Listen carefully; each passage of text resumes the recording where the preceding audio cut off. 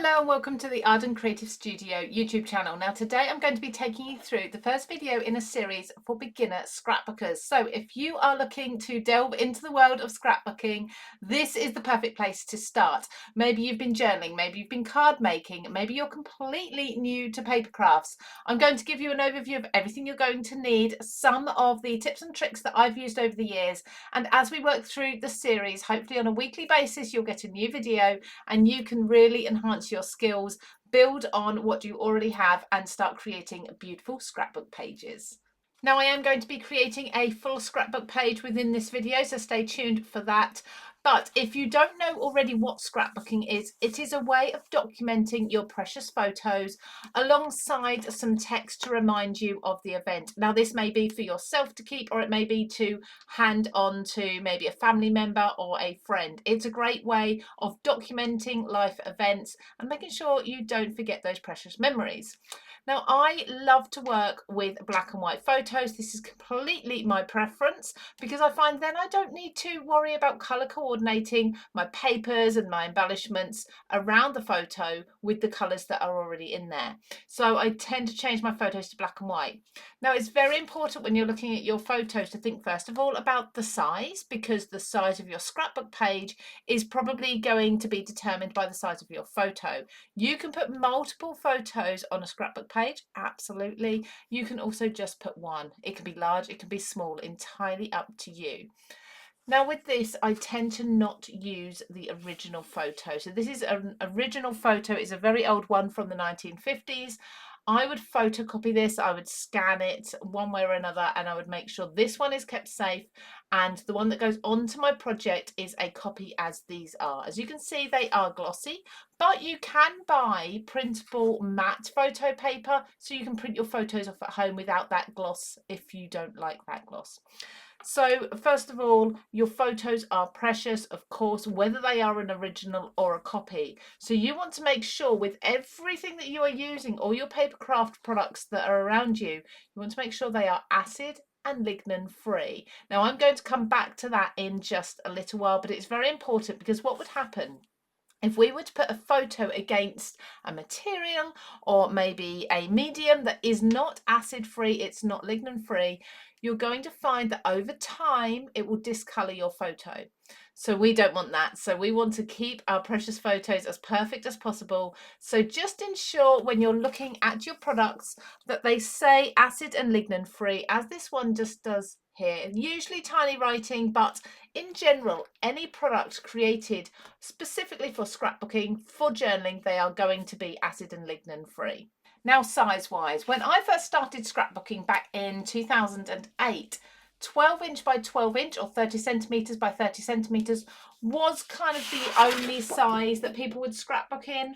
Albums were sold in this size as well. They were huge. I still love to scrapbook in this size. My page, each page would be a 12 inch by 12 inch piece of cardstock or paper as the base. But since then, I mean, we're talking quite a few years ago now, things have changed and scrapbooking has become much more custom to the person who is creating the piece. Now 8 by 8 inch is also a very popular size, so this was around about 20 centimeters or so, and you could buy albums to put your scrapbook pages in this size also. And again, they were then the only two sizes available for a while.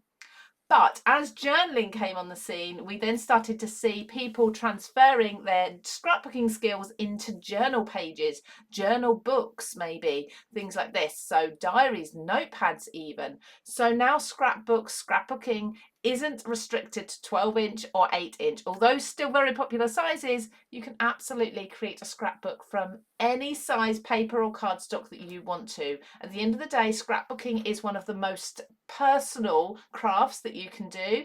So keep it personal. Do whatever size you want to. You're keeping that album or you're gifting that album. It can't be wrong. So when I say starting on a 12 inch by 12 inch base, your layout being 12 inch by 12 inch, that is going to be a piece of cardstock or paper. So let's now talk about cardstock and paper for scrapbooking. There's lots that you can use. I mean, there is There are hundreds and hundreds of different brands out there. There's hundreds of different styles, patterns, colours, you name it. I've got a few here from our own brand, Arden Creative Studio. These ones have been designed by Katie Petite, and as you can see, some are plain, some are more patterns. Now, what I absolutely adore for my scrapbooking at the moment is these page starters. I think they're fantastic because if you are new to scrapbooking or journaling, they lend themselves perfectly to journaling too. You have got a lot of the design already done here for you, and as you can see, you've actually even got a space here for your photo to sit into if you wish, or it could be some journaling, some documenting, maybe a bit of text, some tickets you might want to staple in to remember an event, something like that. But I love that a lot of the work has been taken out of the process for you here with these pages, and they are a great page starter. So we've got these. We've also got coordinating paper here, double-sided. You'll find a lot of scrapbooking papers are double-sided. And then we need to think about weights. So if you are putting your page into an album, the weight can be quite lightweight because you're layering things up. If you want to frame it, you can use a heavier weight cardstock or paper. And usually the weight is determined by some GSM. So we've got 200 GSM, which is a perfect, or like a heavyweight paper, a light cardstock kind of weight here. And the same with these beautiful 8" by 8" papers. As I say, some people like to use 8" by 8" papers as their base. And within this pad, you'll see you've got lots of backgrounds that you could absolutely use as the base. So let's see this one, for example. I've actually cut into this one, as you can see. So let's take this one. Beautiful. You need only put a photo on there, maybe a little tab for some journaling to write the date, a few of the details, and that's done for you. But if you want to, you can also cut into some of these papers. Many paper pads will have what we often call journaling tabs, journaling tags as well. They may be cutaways. There's lots of different names for them, but you can essentially cut sections out of the paper and use them on your project. So papers, there's such a full range. You can't really go wrong with them. Go for the ones that you love, colour and design wise. But again, make sure they are acid and lignin free to sit against your photos. While we're talking about acid and lignin free, something else is if you want to use inks. Now, I'll come to why you'd use inks on scrapbook pages in a little while, but again, each of these is an acid free. One of them is a pigment ink. This one is going to add colour to your project, maybe through a stencil, maybe a little bit of ink blending. This one is more for stamping detail. So if you have some beautiful stamps, maybe some text, you stamp it. You can see it says archival ink, which actually hints that it's going to be for something archival, for something that's going to be kept for a long time. And it says there that it is acid free. So again, very, very important that you check that on anything you are using on your scrapbook pages. Now you can also use, let's go to stamps since we've been talking about our inks. There's lots of different stamps. Again, I adore these ones from designed by Katie Petite, but from Arden, because we've got things like the details, adventures, memorable. These are words that you may well want to use on your scrapbook pages when you're documenting things a lot. We've got all sorts here, and you'll find with scrapbooking and journaling stamps, rather than having things like happy birthday, happy anniversary, Merry Christmas that you'd usually find with card making, you're going to have more generic phrases that are things like, for example, best of times right now, right here. This is so versatile. You can use it across so many different occasions, whether you're documenting the birth of a baby in the family, a summer party you've had, a holiday maybe, a wedding, maybe just a general day in the life. It's still going to work. So I find journaling and scrapbooking stamps extremely versatile, and I use them across my card making also. And then we have some that are background designs, so background stamping just to add some texture. We'll talk about that in a little while when we make the page. And then we also have some images. So these are butterflies from the Hidden Creek collection by Katie. But equally, whichever stamps you like, you may like wording, you may like backgrounds, you may want something that's going to stand out in the foreground, something you can maybe colour in as well and cut out. Either way, a collection of stamps is essential for your scrapbooking stash. Now, along that lines, die cutting. If you have a die cutting machine, you can find many dies that will lend themselves to scrapbooking. If you've already been doing paper craft for a while and you do have a die cutting machine, there may be dies in your stash that you think, oh, actually, I could use them on scrapbook page easily. So things like tags, we have these fantastic postage stamp style tags here as well. And sometimes your basic shapes are essential. And I love these. Look at these beautiful sentiments. So these are going to be the perfect sentiment. Now, talking of sentiment, that is something that you very often will find on a scrapbook page is a sentiment. It's a large letter or a word, a few words that describe what's happening on the page, what you are documenting there. So let's party, best day, good times, miss you, dream big. These are all absolutely perfect for a scrapbook page. And again, you notice they're quite versatile. They can cover a huge array of different occasions. Now, the fun bit before I get onto the tools and adhesives that you're going to need for scrapbooking is embellishments. Now, you can find embellishments around the house if you're on a budget. So, for example, things like pockets in old jeans, you can actually cut those out and put those onto your project. Zips, labels from clothing, buttons as well, ribbons. There's going to be a lot. Things like maybe you've got junk mail that you can cut up and put onto your projects.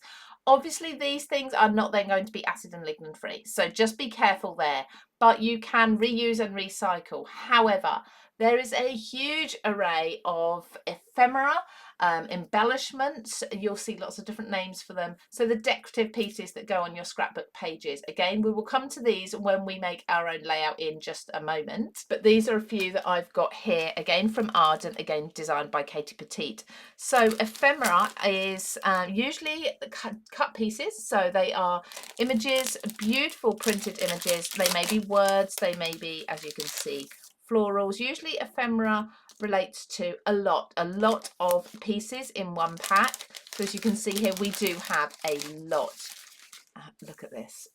I mean, there's virtually hundreds here, but they are already cut out for you. Sometimes you have the white line around, sometimes you don't, sometimes they're double-sided. There's a huge variety on the market. I'm in love with these ones. This is from the Page Starters collection.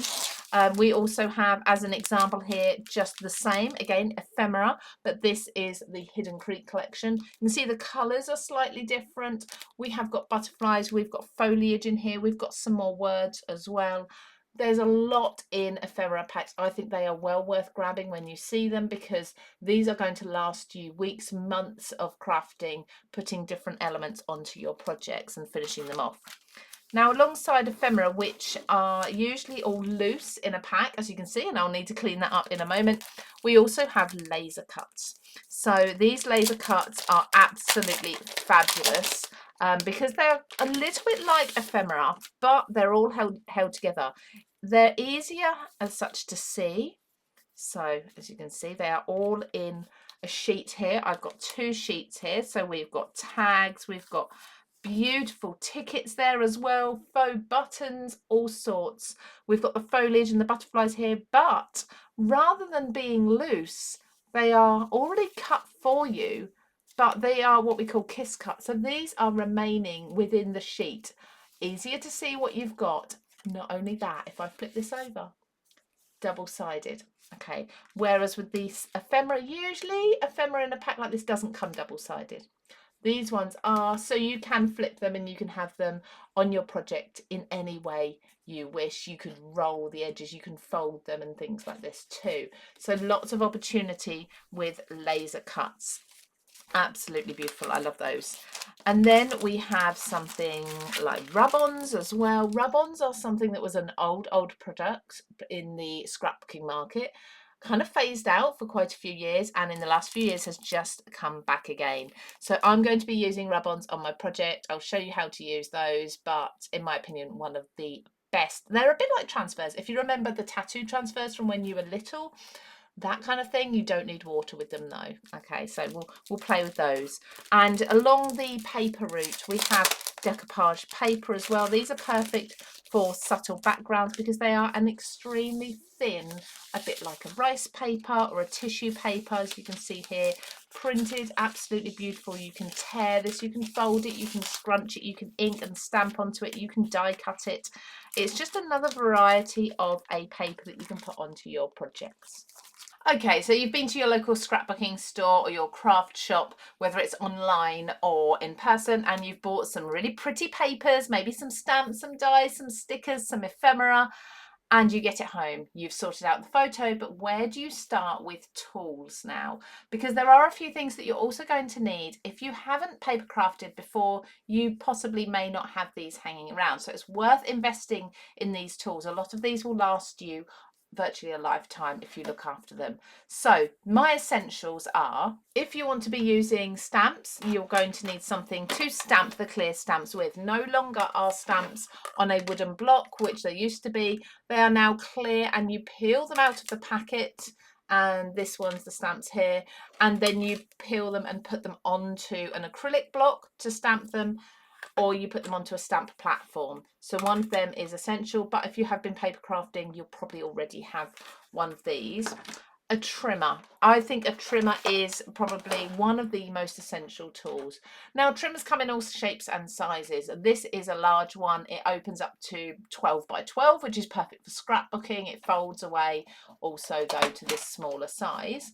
We have punches on this one. We have scoring elements as well, but essentially we're just looking at the trimmer, and this is going to cut you nice, sharp, straight lines with your measurements so you can be really accurate. So for example, if you want to cut your photo down to, this one I cut down to 7 centimeters by 7 centimeters, you can measure that perfectly and you can cut that with really nice right angles, and it's absolutely ideal. So no mistakes there. So a paper trimmer is an essential. Then I would say a good pair of scissors, and I'm going to say something, fussy cutting scissors.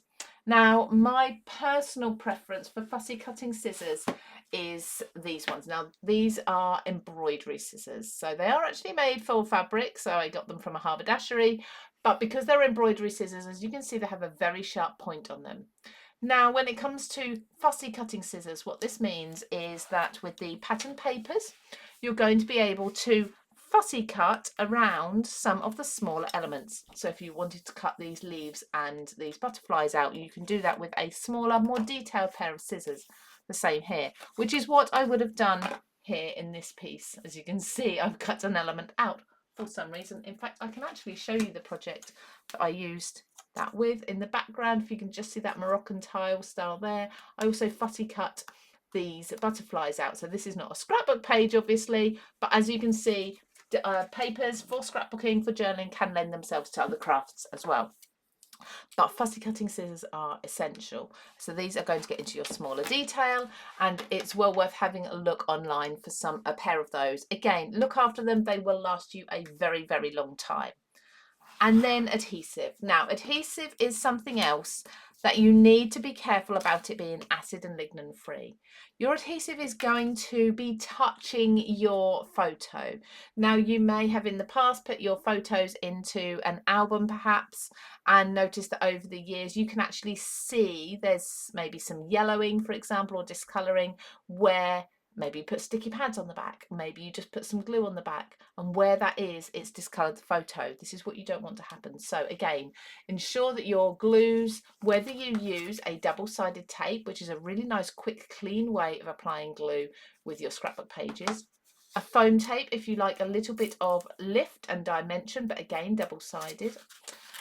This is a tape runner, so very, very quick and easy to use, much like the double-sided tape. You don't get quite as much in one of these, but it's nice and quick and clean, and you don't have to peel the backing off the tape to be able to stick something over the top. And then we've got wet glue. So again, we've got a white one, which is a little bit like PVA, and we've got clear ones. They all work really, really well, and you'll find again hundreds of different varieties of all of these, plus probably 100 more other different types of adhesives. But these are kind of some essentials that you might want to grab if you are in the scrapbooking store and you're looking for your first tools and materials. Again, just double check on the pack, acid and lignin free.